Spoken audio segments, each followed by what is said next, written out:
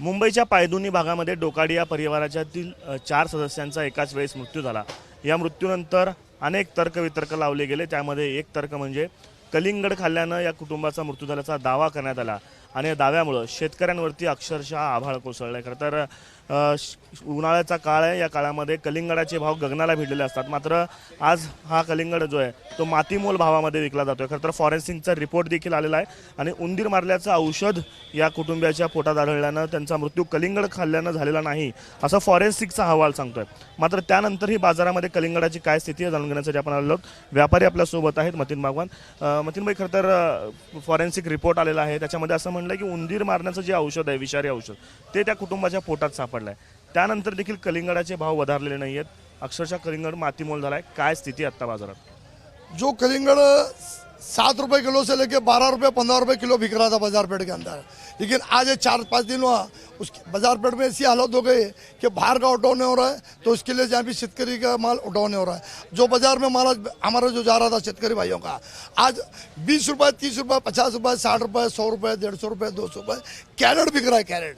जबकि जो पट्टी हो रही थी उनकी 50-60 हज़ार 70 हज़ार रुपए, आज वो गाड़ी की पट्टी हो रही है बड़े मुश्किल से 7 हज़ार 8 हज़ार 5 हज़ार रुपए, यानी कि रुपए को 10-20 पैसे के हिसाब में बाजार मिल रहा है। आज शेतकरी मर रहा है, यानी कि धूप का पीरियड है, इतना वातावरण टाइट है, कलिंगड़ महंगा बिकने के वजह ये जो वीडियो वायरल हुआ, ये अफवाह जो पसर गई है, लोगों के दिमाग में बढ़ा है कि कलंगड़ा खाने से मर गए, लेकिन ऐसा नहीं है।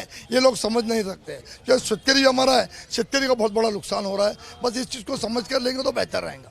शेतकरी देखील आपल्यासोबत आहे। मला जरा सांगा, काय स्थिती आता कलिंगडची? तुम्ही उन्हाळ्यात दरवेळेस कलिंगड विकत असाल, त्यावेळेस काय स्थिती असते आणि आज काय स्थिती आहे? कलिंगडाला एकरी 1 लाख रुपये खर्च आहे।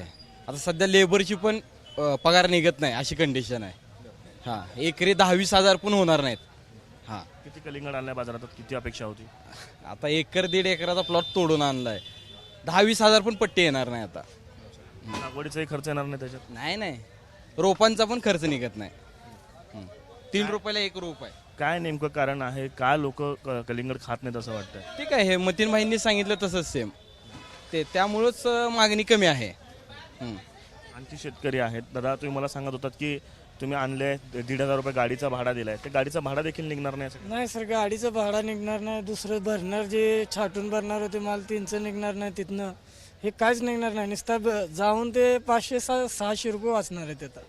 इथनं जे आणलंय आपण तेवढं माल त्याच्यामधनं 600-700 रुपये वाचणार आहेत। हां, हे रेट लागले आपल्या सर। सोशल मीडियावर मोठ्या प्रमाणात या संदर्भात अफवा पसरवल्या गेल्या, या सगळ्याला जबाबदार कोण आहे असं वाटतं तुम्हाला? कारण आता शेतकऱ्यांचं तर नुकसान होत आहे, त्याला सगळ्याला जबाबदार कोण आहे? साहेब, जे आता रील व्हायरल केलंय सध्याला ती मेल म्हणून, ते तर मेल नाही त्या कडंगड्यामुळं। आता वर्ष खात आलेत कडंगडे, कोणच मेल नाही आतापर्यंत। मात्र आता तिची रील व्हायरल केलंय त्याच्यामुळं तिचे शेतकऱ्याचं समजा नुकसान आहे।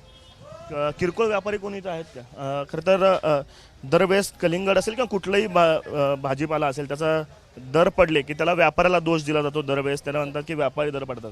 त्यावेळेस यावेळेस व्यापाऱ्यांची काय स्थिती आहे? मागणी पण नाही व्यापाऱ्याची, ते गिरेकची पण मागणी नाही। गाडीवर कलिंगड खाल्ल्यामुळं असं झालं म्हणून कलिंगड कोण खात नाही। कलिंगड किती कलिंगड विकायचं उन्हाळ्यामध्ये? आणि आता किती? उन्हाळ्यामध्ये आम्ही 100-150 केळा 50 केळा विकणारा माणूस 10-5 कॅरेट विकत नाही। त्यामुळं ते व्हिडिओ व्हायरल झाल्यामुळं सगळं गिरेक हेच सांगते की ते कलिंगड खाल्ल्यामुळे असं झालंय। ते तसं काय पण नाही, ते विषय वेगळा होता त्यांचा। मतीन भाई, खरं तर व्यापाऱ्यांना दरवेळेस दोष दिला जातो की व्यापारी दर पाडतात, व्यापाऱ्यांची स्थिती अशी की कलिंगड कोणी मागतच नाही आहे। ये जो वीडियो जो वायरल वाला, इसकी वजह से लोगों के दिमाग में जो चीज़ बैठी हुई है कि वो कलंगड़ा खाने से मैयत हो गई बोलकर, लेकिन ऐसा नहीं है। मैं हमारे पूरे देशवासियों से हाथ जोड़ कर विनती करता हूँ, शेतकरी बहुत अड़चन में है। ये कलंगड़ा खाने से किसी की मैयत हुई नहीं, आज तक का इतिहास का रिकॉर्ड देखो, कलंगड़ा खाने से किसी का मैयत हुआ क्या? तुम उसको वेरिफिकेशन कर लो, ये अफवाह पर तुम मत जाओ। कलंगड़ा खाने की चीज़ है और ऐसे पीरियड में कलंगड़ा खाना जरूरी है। तो मैं सभी लोगों से हाथ जोड़कर विनती करता हूँ शेतकरी भाइयों की तरफ से कि शेतकरी बहुत परेशान है, इसको भाव मिलना चाहिए। और ये अगर इसका बाजार अगर नहीं मिलेगा तो बस वो जो भी कर्जे से या किसी से उधार लेकर अगर पिक किए होंगे और वो लोग नुकसान में आ जाएंगे। काय लोकांना आव्हान असणार आहे, त्यांना काय सांगणार? नाही, ह्याच्यापासून काय झालेलंच नाही कलिंगडापासून, त्यामुळं मागणी नसल्यामुळं हे प्रॉब्लेम आहे। लोकांना काय सांगणार असणार तुम्हाला, काय काय विनंती करताय लोकांना? काय नाही, त्याच्याने झाले विषबाधाच झाली नाही कलिंगडानं. आम्ही चॅलेंज करतो ना, हा आम्ही चॅलेंज करतो, कलिंगड खाऊन कोणी मेलं नाही आतापर्यंत. कोणी जर मेलं म्हणून सांगत असेल तर आमच्या जे थेटपट संपर्क साधू दे, आम्ही आणि शेतकरी आम्ही जबाबदार घेतो. त्या ठिकाणी हे कलिंगडाचे व्यापारी आहेत, शेतकरी आहेत, किरकोळ व्यापारी आहेत, हे सगळी लोक आवाहन करतायत. खरं तर फॉरेन्सिकनं स्वतः रिपोर्ट दिलाय की कलिंगड खाल्ल्यानं या कुटुंबाचा मृत्यू झालेला नाहीये. त्यामुळं लोकांनी कलिंगड खावावं. शेतकऱ्यांचं जे मोठ्या प्रमाणात नुकसान या बातमीमुळं, या चर्चांमुळं होत आहे, ते थांबवलं पाहिजे आणि शेतकऱ्यांची जी आर्थिक नुकसान आहे ती थांबवून जे लागवडीचा खर्च आहे, शेतकऱ्यांना मिळणारा फायदा आहे, सर्व धंद्यांमध्ये लोकांना फायदा अपेक्षित असो, तसे शेतीमधून देखील त्यांना फायदा मिळावा एवढीच केवढी अपेक्षा जी आहे ती या माध्यमातून केली जाते. कॅमेरा पर्सन युगल दिसा, आफताब शेख, एबीपी माझा, सोलापूर.